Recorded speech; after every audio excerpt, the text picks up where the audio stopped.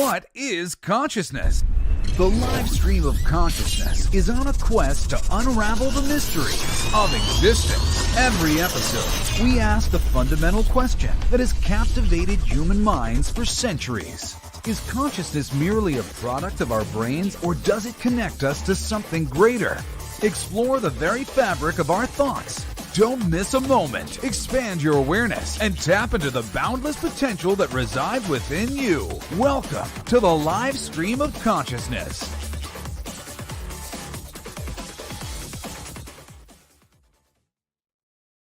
Yes.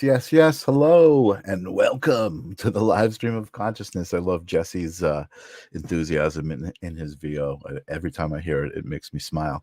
That's right. You're at the live stream of consciousness. You are in this moment with me, Michael Zinn. I am intentionally here every Thursday. It is September 21st. Holy moly, it's almost the end of the year. I can't even believe it.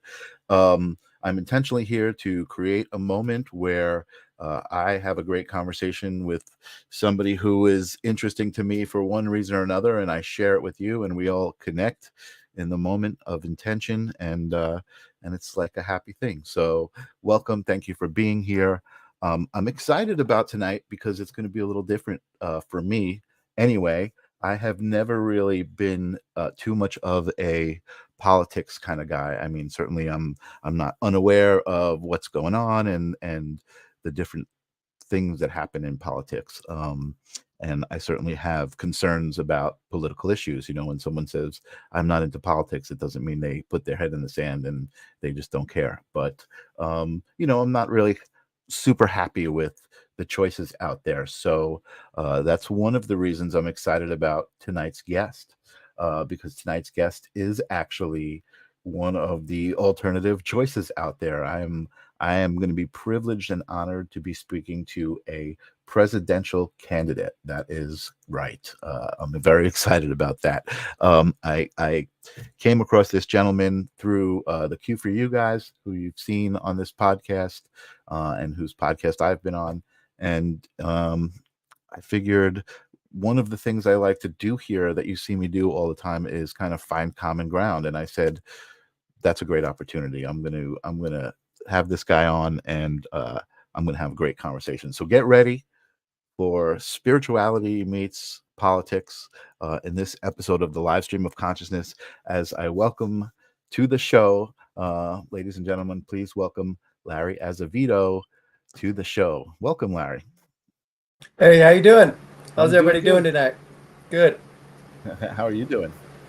Oh, hanging in there. Yeah. Every day. I love that you are kind of immersing yourself in social media and just kind of getting out there any way you can and doing my show, which you know, it seems kind of like not a show a politician would do, but I love the fact that you just want to get out there, you want to talk to people, you want the chance for people to see that there's not just two choices out there, which is what everybody seems to believe these days. So welcome. Well, thank you. Thank you for having me on the show tonight. I appreciate it. And yeah, I like to reach out. I like to get different opinions across. That's why I've done it. Even, you know, I'll go in this. Some people don't do, well, my show's not about politics, but that's not really what I know. I just want to know what kind of person you are. What do you do? What are your thoughts on this or that? It doesn't have to be political. It's just, how are you doing in your life? And what's the concerns in your family, your neighborhood? You know, just to get that connection of for the moment of how people really are, and, you know, and how they feel just in life in general about consciousness. I love that. You know, and that's something I love about this show, is just being able to talk to so many different people. And, you know, we really are, we're all human, right? So we're all the same, but we're all having a different experience. So it's like talking to somebody different about what their experience is, and really getting to just meld the two. You know, it's just that Absolutely. moment. We've got Tim in Brazil who is saying, "Hola, Larry." He's one of my regular listeners out there. Always, he brings the international flavor. He's in Brazil sometimes, he's in America sometimes, but anyway. So this is the live stream of consciousness. I've got some of my own business to take care of with you before we get into what you're here for, and that is obviously to tell us who you are and, you know, what your plans are. But my first question to my guest is always kind of just get us on the same playing field, and that is, what is consciousness? What is consciousness to you, Larry? Well, consciousness to me is just being open, free-minded, being able to go and think and go about your business and do what you naturally feel like doing. You know, that way you could and explore and check out things that you don't necessarily get to do. You know, and then whenever you get that moment, whether you're from break from work or you've got a little spot on the weekend, that you explore these different ideas in these different directions, and just to explore into your mind, well, what about this or what about that? And just always have that willingness to always learn or to do something new. It brings more excitement, whether you're meeting somebody new or you're reading about a new product or you're doing something different or learning about your earth or your atmosphere. That would just be like, I guess you'd call it like an infinity consciousness, I guess, to where you never get enough. You always want more, and you just the thrive for life to, all right, how conscious can we really be? Is there too much consciousness or is there not enough? And I believe there's not enough of it as far as the average person could go and seek and get into it. I like what you're saying. So consciousness, you're saying, is kind of like the desire to continue to learn and grow and experience what you haven't experienced. Right, things around you, just right, correct. Yeah. Absolutely. That's a great answer. I love that. I do believe that's right in line with the things that we talk about here all the time. Very cool. So this one's going to be an interesting one, and only because I feel like again, there's kind of like these mainstream beliefs, and then there are kind of other beliefs outside of that. So and it's not as complex as it sounds, but I'm talking about things like believing in spirits, believing in paranormal things, believing in energy. So we talk about energy here. I mentioned to you before the show, one of my philosophies is that everything is made of energy. We are energetic. We convey energy to each other as we're talking to each other, whether it be a good energy, a loving energy, or a negative energy. I think everything is based on that. We've never had any discussions about that, so I don't know what your spiritual beliefs are. Do you have a story or a memory that might dictate what those beliefs are? Like, in other words, let's say you possibly do believe in ghosts. Is there a story or something? Not ghosts, I don't want to say Oh, ghosts. absolutely. When loved ones or a good friend or something, Mhm. unfortunately, dies too young or in a car accident, I've had them come and visit me and actually, tell me bye. It scared the bejesus out of you, to tell you the truth. I mean, just because we were such good friends and so connected, and then we believe it happened. You know what I mean? As far as I'm concerned, wasn't drinking, I wasn't on no drugs, I was completely straight. I was at work, and it just had happened, and it seems like it was just before we was going to the it happened, and then we're getting ready for the funeral and the wake and all that, and then I was at work, and then they came in like a person walking through the door. Came in, say hi, how you doing? Well, I'm going on a journey. I'm going to be gone for a while, and told me goodbye. They loved me, and yeah, it was, Wow. it was, yeah. I see you getting a little emotional there, and I mean, it is because whew. My face, I got all, I got really red, like hot inside, and I kind of lost my breath, and I had to go outside, and I started looking for this person. I'm like, they're not dead yet, and this just happened, and I'm looking, I'm screaming out their name, and they went on to heaven, and we went on with that, and that was that. But yeah, that really happened. And I don't tell a lot of people that, but you asked, because what I do tell, I tell my close friends, and they'll say, you were drinking, or you was paranoid, or was freaking out, or because she was, because it just happened. Right. I said, whatever. I said, you weren't there. I said, I wish I would have had at least video or record the sound. You couldn't see nothing, but you can sure hear it all. But anyway, there it is. There, it does happen. Believe it or not, it's true. You know what? It's hard to prove, but it's true. I'm so glad that you shared that with me. Thank you so much, because that is exactly what I'm asking. And Yeah. I just want to say hello to the quiet healer out there saying hello. But so again, I'm so happy that you said that, and that you, not only that you shared the experience, but the way that you are conveying that it happened. Yeah. Like It still there's affects no me to doubt. this day. If I think about it, it gets you really emotional and hot and bothered. But Absolutely, because absolutely. it does happen. Oh, and I can't explain it, but it is what it is, Right. and So again, it's just here, energy. yeah, exactly. Here in the live stream of consciousness, that's what we talk about: energy Right. and people's, we talk about the idea of a soul, right? And Right. again, we don't have to go too deep into that kind of stuff. Right. Um, Absolutely. but I think experiences like you just conveyed are where Hmm. people are like, okay, maybe there is something to this, more than we are taught in school, and more than we kind of deal with on a Absolutely. day-to-day basis, because we don't have to deal with that on a day-to-day basis, You know, and I believe that this happens a lot more than people care to share. You know Mhm. what I mean? Because they don't want to be embarrassed or accused that they're crazy or that they're mentally Right. disturbed. So I believe that a lot of people keep that to themselves, and it happens more than we know. And So and yeah. reach out to people and to go to sites like yours and to say it's okay to speak about this. We don't think you're crazy. We believe, you believe, I believe that these things do happen. It's part of our energy. It's part of our human beings. That's how Mhm. we were created. Okay, we were Mhm. created from the first place. So, absolutely, so it does so happen. how did that affect you? How did that experience affect you? You said it affects you even to this day, you think It about it. makes you So absolutely. It makes you love more. Makes you be more aware, more consciousness to to always make sure you kiss your kids, make sure your wife, regardless if you're arguing or not, or Mhm. whatever, a friend or neighbor, Mhm. always make sure that you leave on a good level. You know what I mean? Even if you're arguing or whatever, you put your different sides. Say, all right, well, work this out later. Just take care, and we'll figure it out later. But always just don't take nothing for granted. Make sure you do all you can for yourself and your community around you because you never know when he calls your name.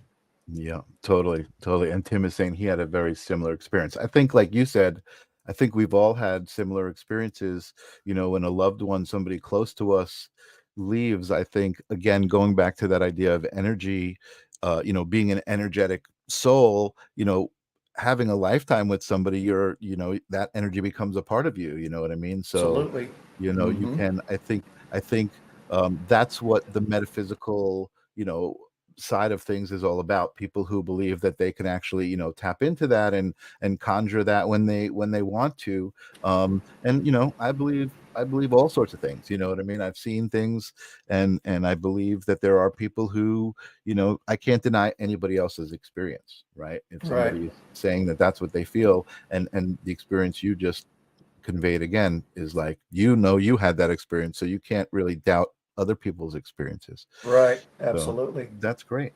All right, so fair enough. I don't want to push anymore. I see, that I love the fact that you got a little emotional there. I'm sorry that you did, but Yeah.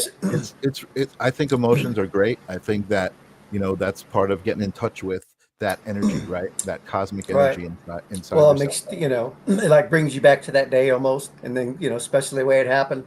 Yeah. So, but we know it. She's in a better place, and it was Yeah. it was time. She was pretty old, so she lived Right. a good life. It was Right. just her way, the energy, the connection, the bond, if you will. Right. So Well, I'm glad it's that you all got good. that closure. Yeah, I'm glad that you got that Absolutely. closure. Right. Right. Absolutely. So, enough with my business. Let's talk about you, and let's talk about why I'm excited to talk to a politician, which I don't think I've ever been excited to do before. But in this day and age, again, I mentioned, like, I feel like people say, "Oh, I don't want that guy. Let's get the other guy back," or just talking about the situation in the country like there's only two choices. And the fact that you came into my field, I was so excited because I'm like, wait, there are more than two choices, and people just don't think about it, or even, put enough effort into it. So let's Right. talk about that. How did you, I know that you grew up very responsible. We were talking about that, and we can talk about that. I would love for you to tell your story about how you grew up. I think that's a good campaign right there. Yep. You know, how you grew up and how you got to where you are. So start at the beginning. Let's go with You what you better were believe talking it. about. Yeah. Absolutely. Well, my name's Larry Azevedo. I'm from California, the central San Joaquin Valley, right in the middle of California. I come from a single parent home. My mom raised me and my two brothers. My dad split when I was young. That's just the way it is. She was too proud for welfare. She made her living going to local auction yards, buying farm animals, cattle, goats, sheep, pig, and other animals. Brought them home for her and her boys to raise. That's right. We had to feed and take care of them 7 days a week, and even before and after school. That's right. And not only that, she made us get into 4-H, and we also trained and showed them. The brown Swiss cattle was their favorite. Trained them, named them. We showed them throughout the San Joaquin Valley. We even went up to Palos, where they showed the largest, biggest shows in California. Sacramento, Fresno, Merced, Los Banos, all the little local fairs. Won many trophies and ribbons along the way. Absolutely. It put into us, the value of hard work, dedication. And when you train animal or you train yourself, it pays off. And anyway, through that, we finished up in 4-H, then we got into FFA into high school, did the same thing. And then after that, graduated high school, started working around the cotton gins around here because that's what there was to do. So we started as a yard man, watering down the yard. So, all right, what else? Then I started pulling the cotton trailers. Anyway, within 3 years, I moved all the way up to head pressman and assistant ginner. I was making and weighing the cotton bales for our local farmers. That's right. You better believe it. Didn't take me long to move up. And then that only lasted about 3 months. And after that, I went into the tomatoes, started working in the tomato season, just before cotton season. So then after that in the winter, then I had some time left over, and I was still young and ambitious. Did that for a few years, and unemployment wasn't good, and I had too much time on my hands. I would get in trouble in the off season because I wasn't busy, and I said, I'm young. I don't need to be, going. I had a hot rod. I was burning rubber, racing cars, doing that thing, and it was getting me a lot of tickets and in trouble, because I'm just a good old boy having fun. So anyway, I said, I need to stop this. Too many tickets. So I said, all right, I'm going to better my education. So I said, all right, I'm going to go to a technical and trade school. So I split to Arizona, got out of here, got out of the trouble, went over to Arizona, went to school for 2 years, 1 year in auto and 1 year in diesel. I got my associate's degree in the auto diesel industry. Came back. Well, that old barn, my mom we used to raise them animals in. Well, the animals were gone because their boys were raised, right? So anyhow, I said, Mom, let me put my new trade to practice. I said, let me clean out that old barn, build a shop here. I want to start working on cars, trucks, whatever. I can fix everything. I'm certified. Let's do this. So I lit that barn. I poured my own cement. My brothers helped me. We put some plywood up, painted it. We fixed it up. So I start working on cars, trucks. And so anyway, one day on the way to town, I seen some old fertilizer trucks for sale where they spread manure in the field for farmers. Okay. So they were old and beat up. This farmer had them. He was old. He was tired. The trucks were tired, but I knew how to fix them. So I went and talked to my brothers, my mom. Hey, there's some old trucks beat up down there. I said, they're worth saving. I said, I can do all the work, fix them right here in this shop. So they thought about it for a few days. They said, all right. So we bought those 2 trucks and brought them home, and I worked on them for months. And bearings and engine parts and paint and fenders, you name it. Poured them in and made them like brand new again. So we went out and started spreading manure for the farmers. And then we had to get an old loader as well. We picked up this old bucket loader and fixed it up, painted it. And then one truck after another, season after season, truck after truck. Then after about 5 years, we had a pretty good fleet of trucks and some money left over and we invested. And that's in 2008 when Obama was in the White House. That's when that big housing crash hit. So they had houses around here. People were beating them up and leaving them because they were dropping right out of their mortgages. So we went into the rentals. So we started buying rentals and fixing them up. So I turned the trucks over to my brothers. And then me and my mom We dove into the rental business head first. I didn't know nothing about houses. I knew everything about cars and trucks and automobiles and how to fix them and get them going. So I took that same knowledge of how to fix things and dove right into houses. So I become an electrician. I become a plumber. I become a roofer. I become a handyman. Dove right in, started fixing house after house. You better believe it. And anyway, back up just a tiny bit. When 9/11 hit, that's what sparked my interest in politics. Okay. So as this is going, the trucks transitioning and that hit, I was thinking, well, how could that happen? What did we do anything to cause this? You know, and who did it? Why? What could we done differently? So I learned, that's what started. So I've learned, you know, got all nosy and learned, okay, what about this? Well, all the leaders at the time, and then the people that did it, learned about it. And then it kind of went on, and then kind of left it at that. And then I said, oh, then I got into the rentals and then people's problems. I said, well, this kind of affects everybody. So then I started learning more about it. So then I started learning about the economy, education, our climate, infrastructure, immigration, Social Security. It just, I wanted to, you know, like the cuts, I wanted to learn more. I wanted to learn how come there's a problem in this area? How come there's a problem in that area? So I just kept going, you know, one problem after another. And so stayed after it and kept going. And so that's what drove my interest and getting me to where I'm here today. But anyway, we ended up getting like way over 100 rentals. I've just done it. We just done it house after house after house. And we kept investing. And we rent cheaper than anybody else right now. The rent is sky high, California. We rent a couple $100 cheaper than anybody. Number one, because it's hard times. Number two, because we care about people. We don't want them to tear up the home. We want them to stay there where they're at. They don't complain a lot. They take care of the place, and you don't have to be, because every time somebody moves out, you got to repair it, you got to overhaul it. And when people get mad and angry, they tend to tear up things more than if they were not happy, you know, and really regular. See what I mean? So these people, we treat them like family. A lot of them work for us. So they're happy where they're at. It's an affordable place to live.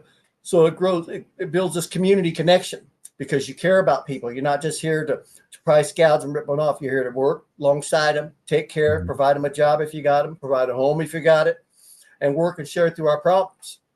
And then you can see all the other problems around, like the immigration issue and how the right side is really hard on them.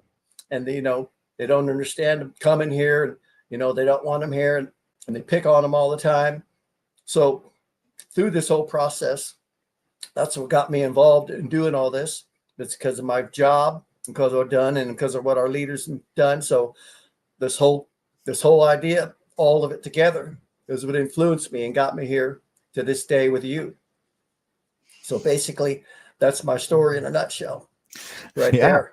That's a really, I think, a really beautiful nutshell. Yeah, it's like, you know, the kind of person that you feel like you would want to run for president, somebody who knows what it's like to get their hands dirty and was able to go from, you know, hungry and needing to work to abundant and like an entrepreneur. You know, you were able to take everything that you learned and, you know, make it work for yourself.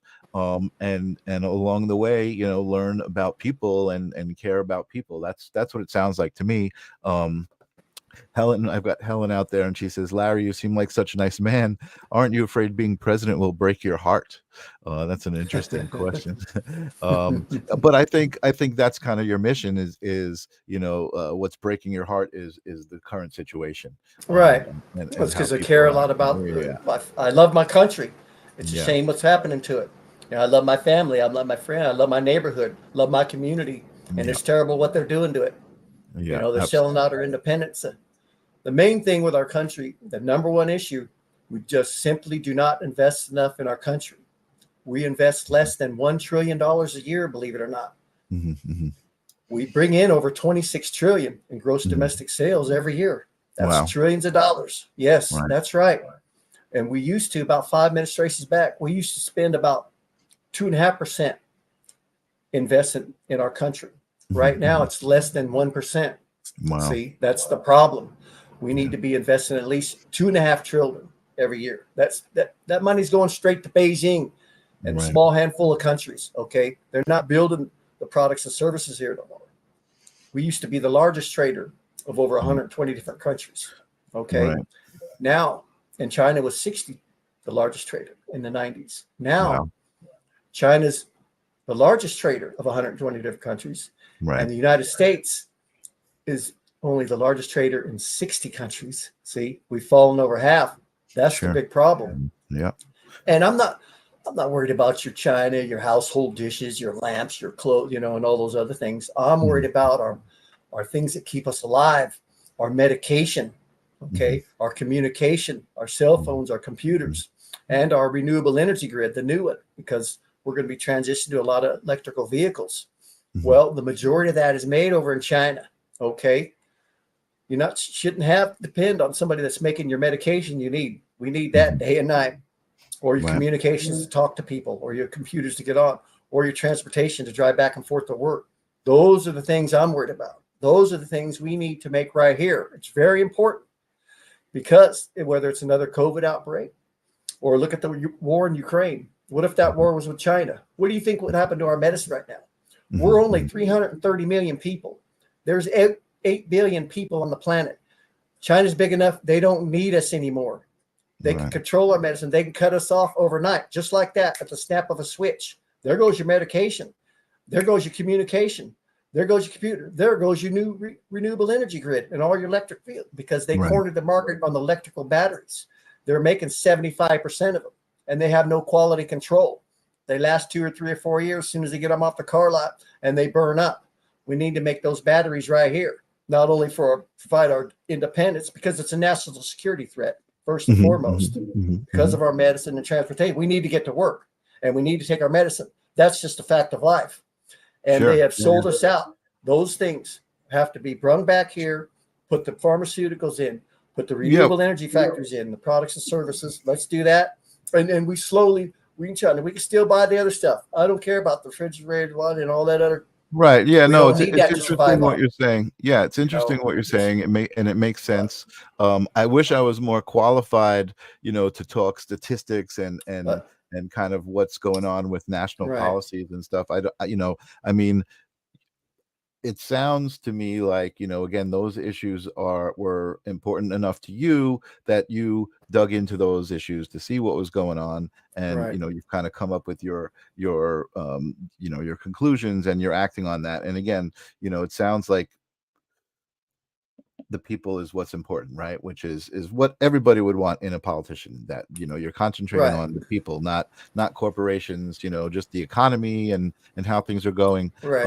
I think in telling your story, we got a bit of your credentials, quote unquote, but we have Hetty Mandel out there, who happens to be my mom, who's saying asking what your credentials are. Now, again, I feel like you gave us your story, and it's a great story. Again, I think that's like an American dream, right? That's the story you would want to hear. That's the kind of person you would want to lead, who understands all of the trials and tribulations. So I guess she may be asking more like I can answer that.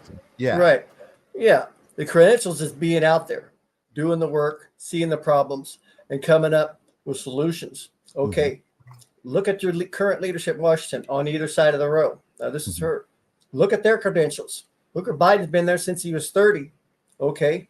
And Trump, he's been in Washington all his life. It's not like he was never connected to them. He just never went for office. Look at both sides of their credentials, what they did, and look at the current condition we're having. So whether you got credentials up there or you got these credentials, hands-on experience, there's no difference.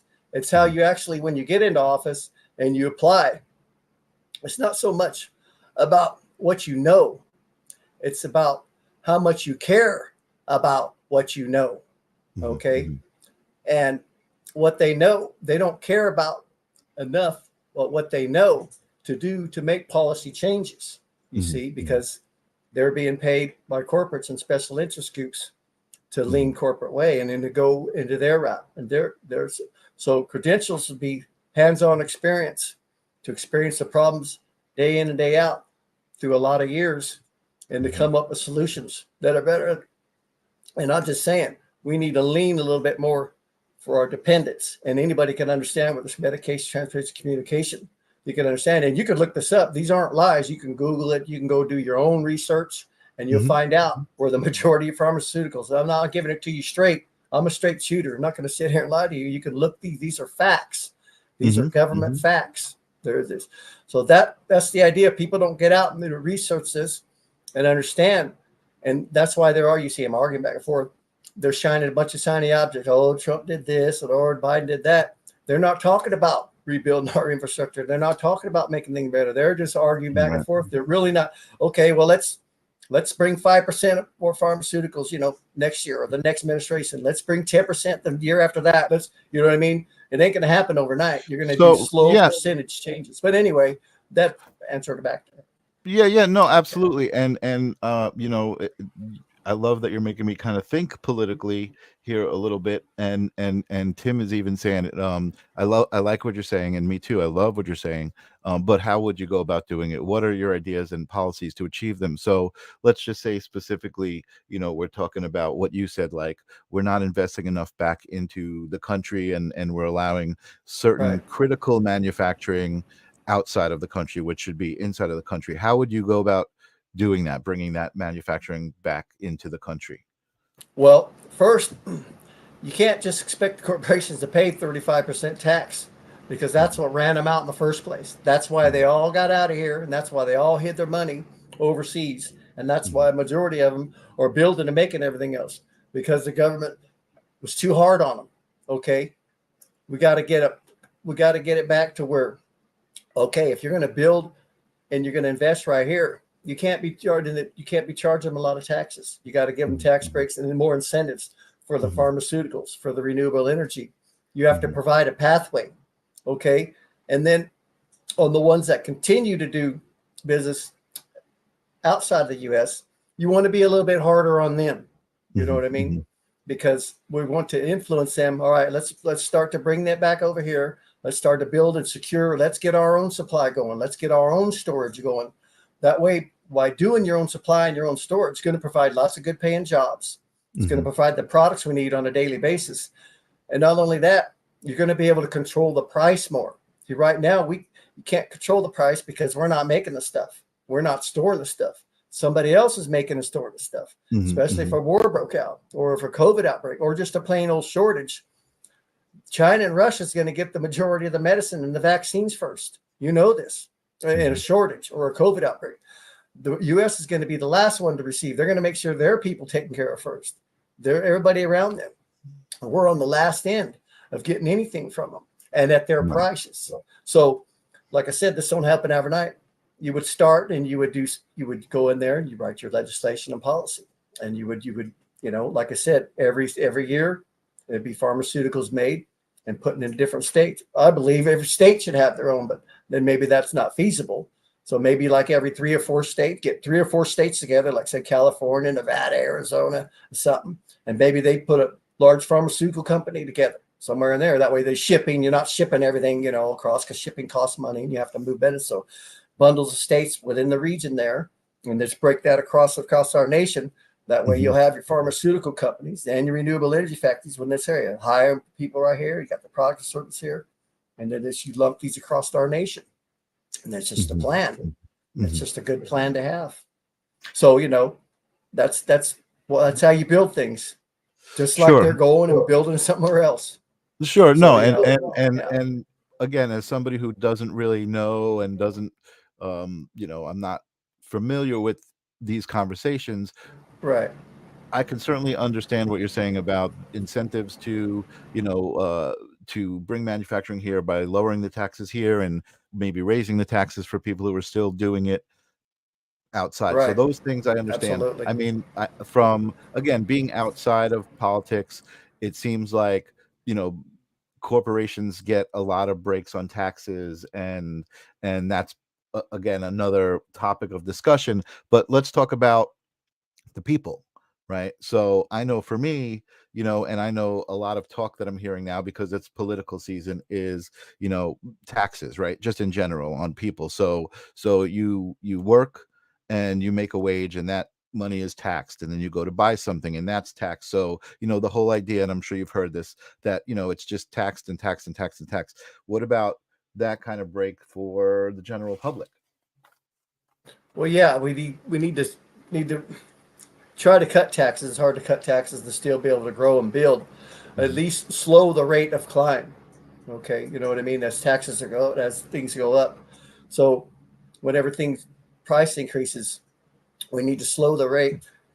We need to pull back on the taxes, and just when they do raise, you don't raise them as much as they're doing. They're just gotten too ridiculous. Mm-hmm. See what I mean? They need to put limits back into place where they're only raised every so many years. Right now, it seems like every time they move the minimum wage, for instance, then they'll turn around and they raise the taxes on us. So every time the people try to get more money for minimum wage, so they can pay their rent, so they can pay their bills, buy groceries, and get their mortgage paid, then somebody turns around and they raise the taxes. So it just keeps us squashed down. No progress, right. There's no progress being made. Exactly. So you got to be able to work with the people on that. It's just all about getting the other side to come with you. When it happens in Congress, we just need to cut a little bit, give the workers a little bit more tax break, get them a little bit more write-offs, especially people with a lot of kids, family members. They're trying to raise them up. The groceries went up over $300 just a week alone. You could see, and that has a lot to do with consumer protections. You know what I mean? They used to only let it go up 10% a year. Now that you see that price gouging went 30-40% because those protections are no longer in place. Right. Corporations have slowly let Congress remove them because they're corrupted. If you look back years ago in the administration, as they done things, they didn't allow that. They only let them charge so much for gas and so much for food year in and year out back then. Nowadays, you don't see that. It's just sporadic. They're basically I don't remember, because we got to eat, we got to drive, we got to go to work, and they know this. So. No, and I gotta say, I can't remember a time where it seemed like, inflation was always like a fact of life, right? But it seems like in the past couple of years, it's just, the cost of living has become so unattainable almost, you know what I mean? Even on a regular basis, I know a lot of people who are living week to week, and that's just a scary place to be. Absolutely. And I'm not super qualified to talk to you about this. I don't really even know what flat tax is. So we have Tim saying, are you a flat tax supporter? What is flat tax? Explain that to me. Well, that's what they say. Let's go in there and pay a flat tax on what we do. And it's not really clear enough. And that's why they really ain't went that far with it. And I know it's not really good because they didn't really explain what the flat tax is and where it's gonna end up at. You know what I'm saying? Just like a set fee, you just pay a set fee. Right. And then what that does is you set that fee because of the income qualities of the different, because you make so much here and then the next person, it's going to end up like it is now because people ain't going to pay the flat tax because then if you're making $1 million, $2 million, you see what I mean? You're only paying a flat tax. You see, you won't be held. Right. It's not really fair. Right. It's not really fair for the lower end for people that make a minimum wage. People that make $50,000 a year, $75,000. Yeah. A flat tax would benefit.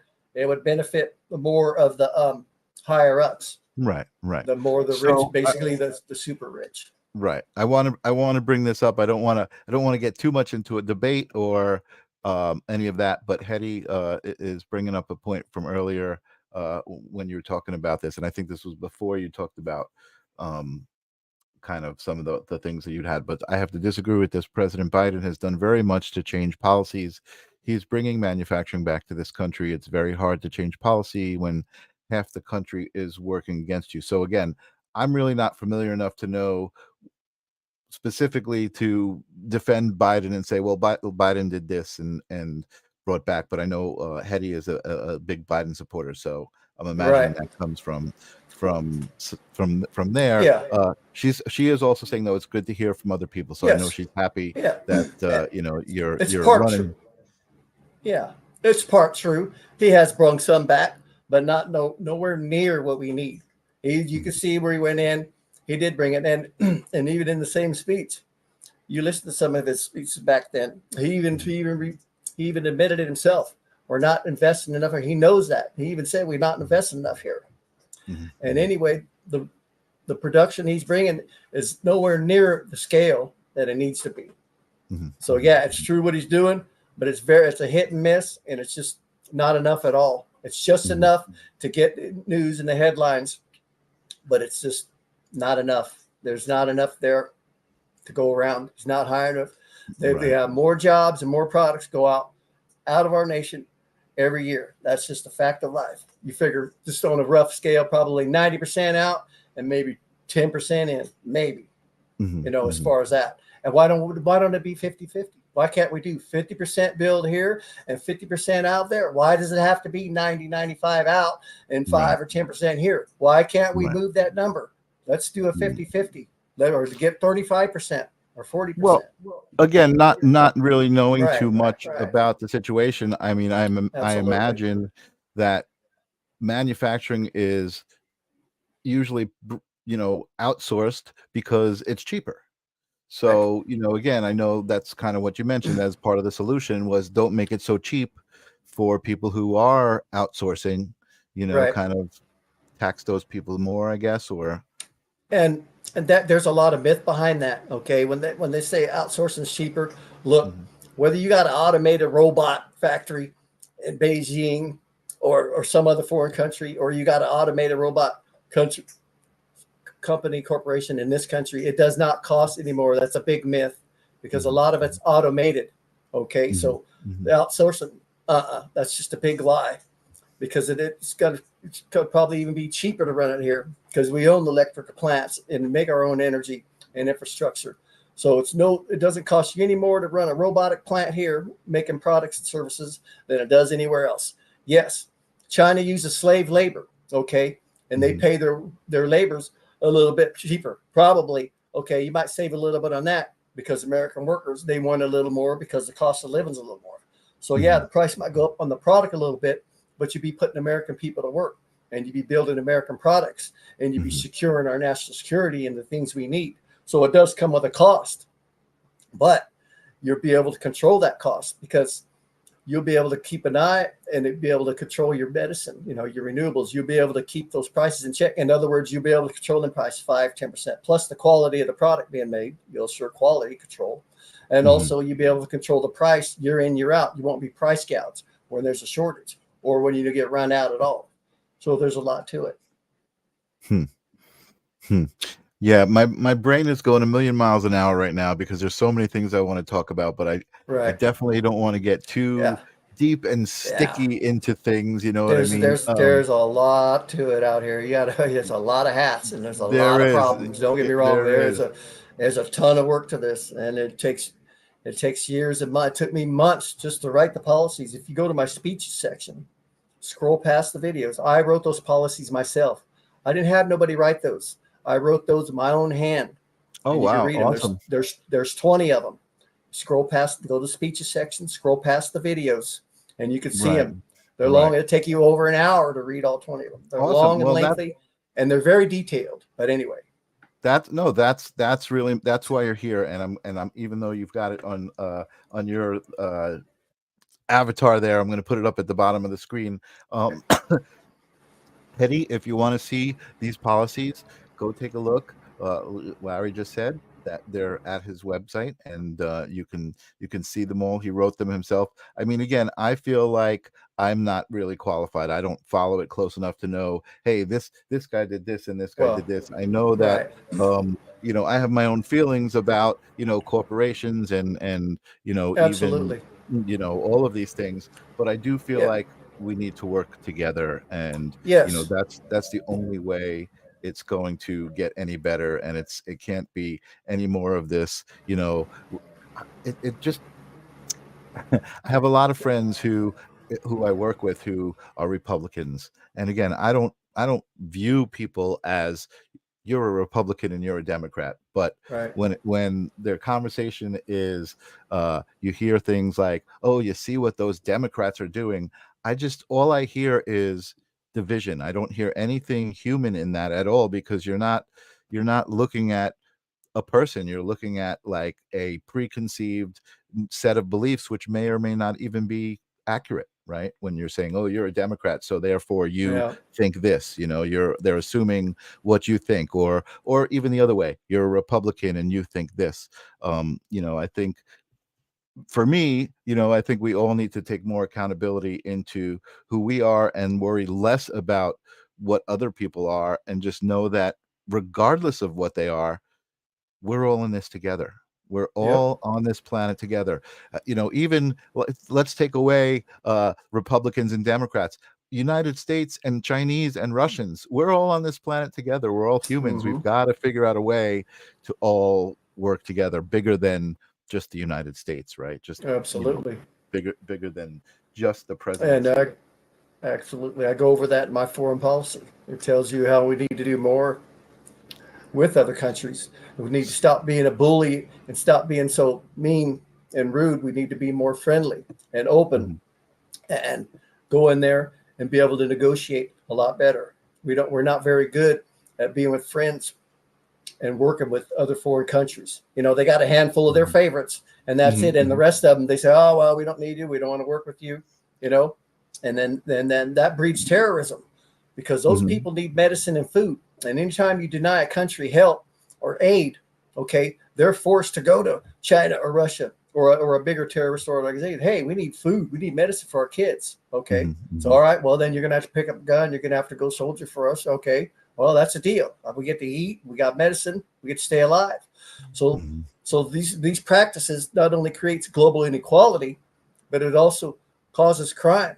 It causes terrorism. Okay, mhm, because of the policies of Washington, because of all these, causes poverty, causes homelessness. All these have a direct impact, not only on us, but the rest of the people around the world. And I would say to that, we need to go to some of these countries and start helping them with their infrastructure. They put down mhm, their arms, help them, help them put in a dam so they can farm. Okay, store, build mhm. water, have electricity, get them some tractors. Okay, put their wells in so they can start farming, building their Sure. own products, pharmaceuticals. Right. And that's the only way you're going to help curb terrorism or at least limit it until you tackle it head on and start working with some of these smaller countries Right. because that's just the way it is. Well, Yep. so what it sounds like is um, a very expensive proposition, right? So all of the things you're talking about that um, will help the United States, and now the things you're talking about, foreign policies, these things are all going to take a lot of resources as far as money. It sounds like um, to me. I guess. Well, Uh, well, a lot of those what? countries have their own natural resources. You see what I'm saying? Right. So Right. in other words, if you went in and helped them, say, okay, well then you would have rights to their mining. So see, you go Mhm, in there mhm, mining, and then you put up a refinery. You help them mhm, set up refinery, so they can finance mhm, themselves or mhm, mhm, whatever you mhm, give them, mhm. so they have the natural resources to get back. So there's ways. That's how China's doing. They're getting Gotcha. all those raw Yeah, that makes minerals, sense. okay, and they're going to refine them. How you think they Mhm, do it? How you think everybody else is doing it? They do it mhm, with raw mhm, minerals. You go in there mhm, and you get your raw earth and you get it taken care of. And so, of course, it's going to be cost, but there's a way to balance it all out. And then once it's mhm, provided, once that's actually just to build the infrastructure, okay, and then the minerals help pay for it. And then once it's built, and then the product services kind of help pay for themselves and take care of their own people, and then eventually they'll be able to make a living on with whatever you're doing. mhm, mhm, mhm. But anyway, I gotcha. I gotcha. yes, of So, course, it's going to everything costs. When you build a house, you got yeah. to pay your mortgage, or nothing would happen. So that brings me to another question, kind of a bigger question. And again, I wish I had more than a week to prepare and get some political knowledge and how this all Uh, works. But I know that there's a lot of concern right now, right? In the way that the world is going. And one of the big issues is a global digital currency. yeah. What are your thoughts on that? And where do you stand on that? Oh man, let me tell you what, that Bitcoin, that's something because I had experience with it. You go down, you want to buy something, whether it's online, however you when you buy it, they got the fees on it. It's just ridiculous. For instance, I go down, take some cash. I want to get some Bitcoin, right? Mhm, Okay, it cost me $17. I'm going to say I want to buy $100 in Bitcoin. I go down there, give them $100. You don't get $100 back in Bitcoin. They almost take out $20. mhm, Okay, so you get like $83 back in Bitcoin. Okay. All right. Now you come back and then you start using that. So every time you use it, there's another dollar something. You still get to it. The credit card is the way to go. The credit card's got it going on. That Bitcoin, it would be good for the loose change. Okay. All the pennies and the nickels, fine. Let's do, maybe even the dime. Do the pennies, the nickel, the dime, and then keep the quarter and on up in the dollar, because it's nothing but fines and fees and just ridiculousness. And it's sketchy when you got to send that thing. You're talking specifically about Bitcoin. I'm talking more about digital currency. The idea that but that's part of it too, right? Yeah. To digitally pay people. Right. Well, I mean, we've had credit cards for years, and I think a lot of people. I mean, I know there have been times in my life where I only had credit cards in my wallet, and basically it was like a digital currency, and which is why I think it's interesting that people are so afraid of it, because it's kind of been that way anyway, right? I mean, all of your assets are stored in a bank, in a computer, and it's all digital anyway. But I guess the idea of the government being more involved in every transaction that is attached to the currency is what people are afraid of. So I guess I'm not talking. I mean, so much it was set up, Bitcoin. it's digital. It was, but I mean, that was just my experience on digital. But that's set up for people to make large purchases, whether they're buying corporations or doing something. I mean, I guess it'd be okay for the average person. And we use it anyway. But you still got to have money somewhere. You got to get your paycheck. You got to put it in. You see what I mean? You can't stick it inside your phone, right? What are you going to do when you get your paycheck? You see what I mean? So, but there's if you get digital credits. So you see what I mean? The person you're working with, they would have to transition over. So they would pay you digitally. You know what I mean? And then still you go, and then the people that haven't developed it yet, say you want to go to somewhere else that doesn't accept it yet. So I mean, it's a slow transition, but it's all new. And like you said, a lot of people are afraid of it. I say it's good and bad, and it's transition, and it'll probably end up being like that, but it's going to take more technology and more understanding, and they'll have to simplify it where people could use it and understand it more. So right. Well, I mean, so I know there's talks though between the governments of many countries about having a global currency and having it be digital. And I think that's where a lot of people start talking about. And again, I didn't want to get too deep into like New World Order and those kinds of things.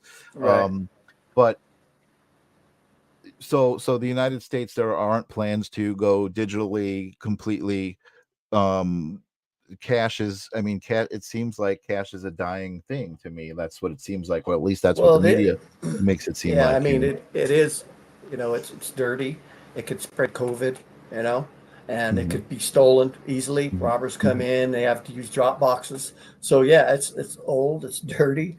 It could be ripped off very easily. So there is a lot of goods, but like I said, and then doing that too, you get your funds seized, and then if electronics and something happens, you know what I mean? If there's a hacker, there's a lot of hackers. So you're making yourself vulnerable to being hacked.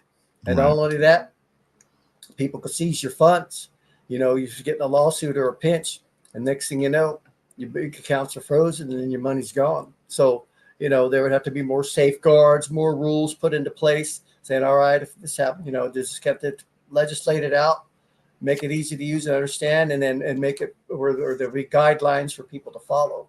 And then get people to understand it more and make it safe and easy and convenient. And there probably will be like that. Okay. But anyhow. Okay. Again, I'm not super qualified to even go deep into these conversations. Just really surface level kind of. But I mean, go ahead. But that's right now. That's the least of the average person's problems. Whether it's currency, digital, or whether it's what I mean. That's more of a global issue, how they want to handle currency, move money, because the corporation, the Brinks truck, they bring it in, they got to guard it, they got stores, they're moving it. It takes a lot of security, and they move the money's heavy and dirt, like I said. So it's more of a corporation thing to help service and maintain them, not more for the average person. And it's not taking care of our problems, really. Right. You know what I mean? Right. So it kind of need to do that, but not really for the average person.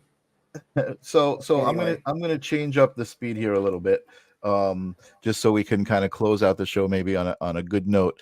Not that this wasn't a great conversation. I really appreciate your time and explaining to me, someone who's not very political, some of the things that you were explaining to me. But I do feel like the time that we're living in right now, there is a lot of fear, right, of a lot of different things, the economy, COVID, diseases, international relations, all sorts of things. What would you do as president to address that, to address the fear in the country right now, and the divisiveness? Well, to take COVID seriously, to take COVID very seriously, and not only that, we need to start making our own vaccines. Stop depending on other countries, and also do your research, because a lot of those vaccines come with adverse reactions, especially for the young, the infants, or our elderly. So do your research on your vaccines. But anyway, practice social distancing, because some people out there, they don't care. They'll go to the store sick, or they'll go to work sick, and that'll still continue to spread it. This is a serious disease. It's a serious matter. We need to put a better infrastructure in here at home for our COVID. We need to make better vaccines, and also let the people be careful. Do your research on your vaccines. Make sure you're getting the vaccine that's right for your body. Go and research it. Say how many reactions people may have had on it. The information's out there. It's not easily, but you can research it. Use your phone. Google's pretty good about that. And just keep moving in that direction, because it's, we want to stay safe and healthy. And we want to have our own vaccines here that are readily available. And not only that, because we're importing a lot. We make a certain percentage here, but I'd like to see us make at least twice what we're making. So having said that, I've got a little bit of a challenge for you. You're saying that kind of, you got to do your research, that some vaccines may not be the best, and some are reliable. How does that affect the idea of vaccine mandates? Well, it is what it is. You don't want to continue to make vaccines that aren't working for people, that are causing reactions and causing things to happen. The mandates, that's laws and rules and regulations. Right. You still have to continue to build your infrastructure, whether the mandate or not. That's just, you're just getting politically, Right. So if you're saying, though, that, like, let's just say, let's say there's 3 choices for vaccines, and 2 of them are not so reliable, and you're saying you do your research and make sure you take that one that's the good one, but there's a mandate in place, and maybe some people can't choose what that is. Well, yeah, like you said, like your Medicare, right? They only provide a certain. So then you would say, all right, well, you got a lot of work to do, Larry. Yeah, you just do the right. But that's the way it is. People only give you so many choices. Right. And there it is. But just be careful with the shots you take. And, if you're too worried of it, maybe you shouldn't take it at all. Maybe you just socially distant, especially if you're old, elderly, and if you only have a certain shot available, and it may have reverse reactions. Don't take it. It depends. Every area is different, and the time it hits. You see what I'm saying? When it hits, what's available and how you can get it, and what kind it is. Just do your research. You know what I mean? Because especially if you're the elderly or the younger, you don't want to have accidental deaths, because it is out there. Yeah. It's just, you got to be careful. People got to be careful of their choices, especially when it comes to the vaccines, because it's got a lot of side effects. Yeah. So you have to be careful what you're injecting into your arm. Yeah, absolutely. Helen is saying it is what it is the absolute most honest thing that anyone can ever say. Well said. Very few would risk that honesty. And it is a tough situation. But I think, going back to what you said, would address some of those issues, right? So if we were to bring manufacturing back into the United States and be in control of those vaccines, then we wouldn't have to worry that 2 are not so good and 1 is good, right? They would all be good, right? Is that that's kind of what that's the best case scenario. Right, absolutely. And they say there's a lot, it depends, what you hear out there. Sometimes it's skeptical, they say, well, this one's bad or good. You know, it might be more bad than they're saying. So that's why it's always just better for the individual to you know, use the best judgment. But yeah, you'd have more control over it. You'd have more control. Okay. Because like if China's got a bad vaccine or Russia, whoever's making it, you think they're just, oh, it's perfect. Go ahead and use it. And then we buy all this stuff, bring it over here. And next thing you know, all these first reactor people are dropping dead. Like, ain't nobody going to say nothing. They don't care. So over here, we're making it. People are going to know. Our own scientists, our own people in the labs are going to, hey, wait a minute. This ain't good. I ain't going to be putting my friends and my neighbors and my kids' arms. Okay, right now you got it over there. How do you know that? How do you know? Don't you know? Do you see what I'm talking about? That's why we need to make our own meds kind of important. We need our own meds and our infrastructure. It's a threat to our national security. I'd rather have our own doctors and physicians, pharmaceutical people making it right here. So, hey, we'll know. We got these guys, they're making this, and them the 80s. Hey, they'll know if it's good or bad, and they'll make adjustments. Right now, you don't know what you're putting in your arm because it's coming from somewhere else. Right. No, that's very true. It is what it is, goes without saying, does it not?